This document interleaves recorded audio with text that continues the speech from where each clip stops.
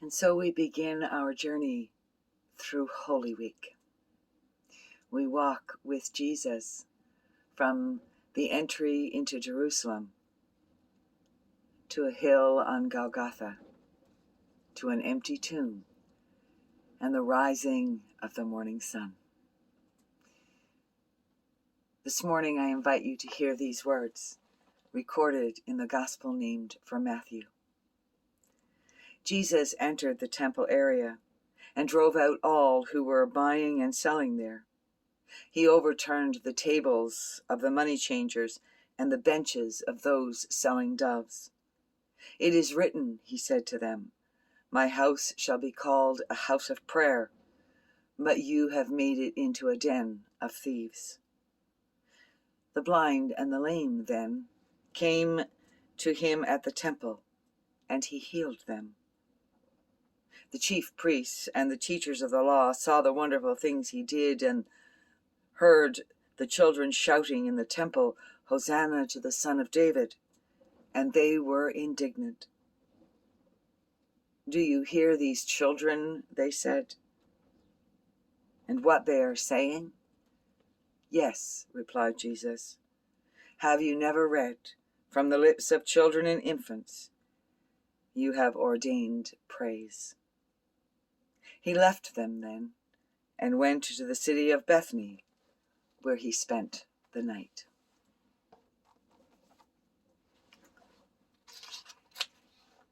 This morning I invite you to imagine and to hear the possible voice of one who is there. My name is Anna, although most did not know it, and many who did would not speak it. I was one of those who were among the unseen. Some who couldn't close their eyes saw me as a beggar. But I was here because of circumstance. You see, my husband died and left me without children, without family. And so I had no status, and I had no home. With no way to make a living, I did what I could to sustain my life. I had nothing to speak of from a material perspective, but I had my faith. And I knew the stories of the ancestors. I knew the directives of the divine to care for the widow and the orphan. And I held on to the hope that someday somebody would heed and live into these directives.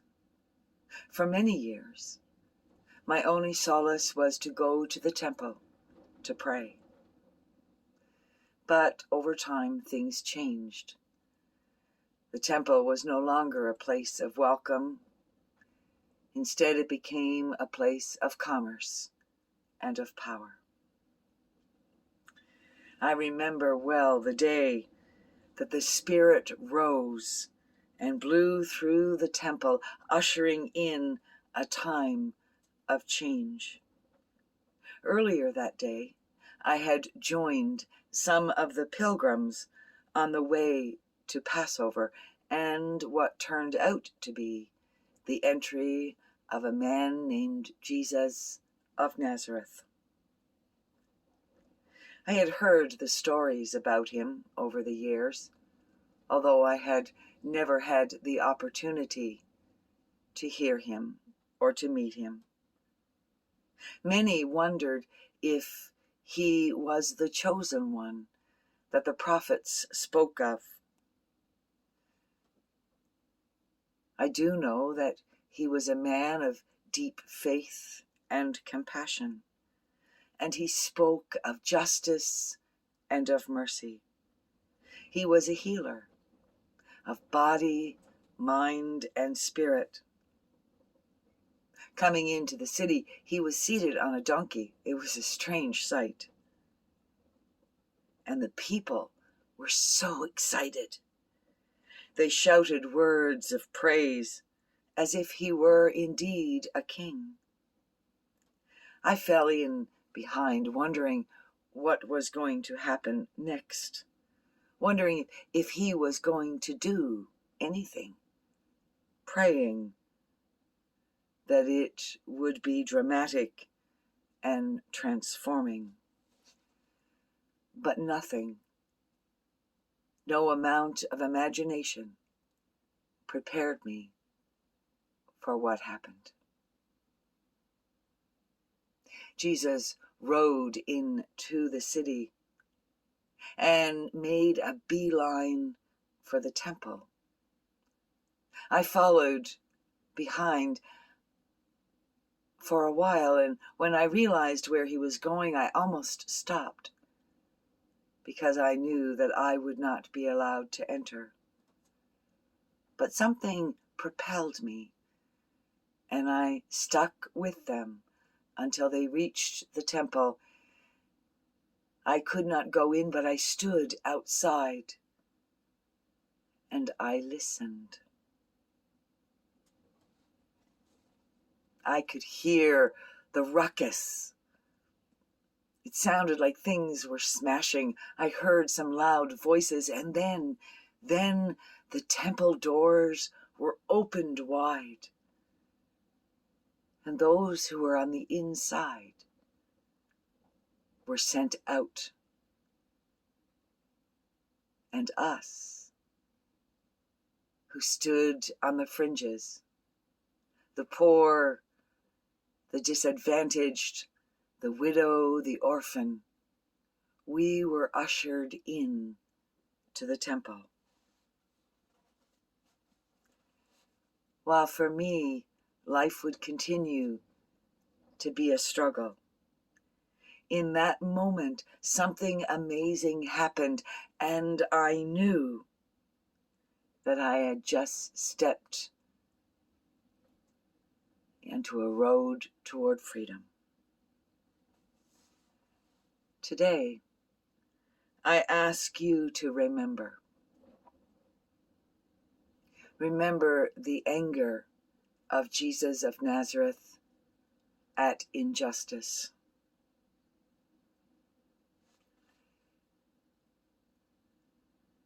Remember his command to go and do likewise.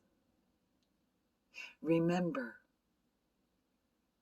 that your houses of worship should be places of prayer, of inclusion, of hope for all nations.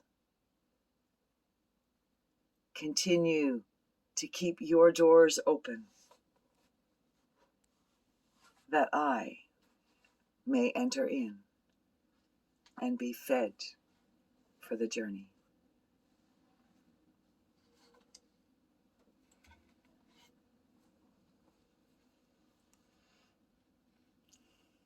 Today I invite you to remember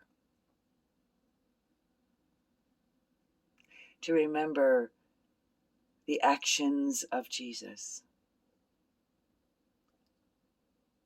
to remember all that he was and is and continues to be. Live into his dream.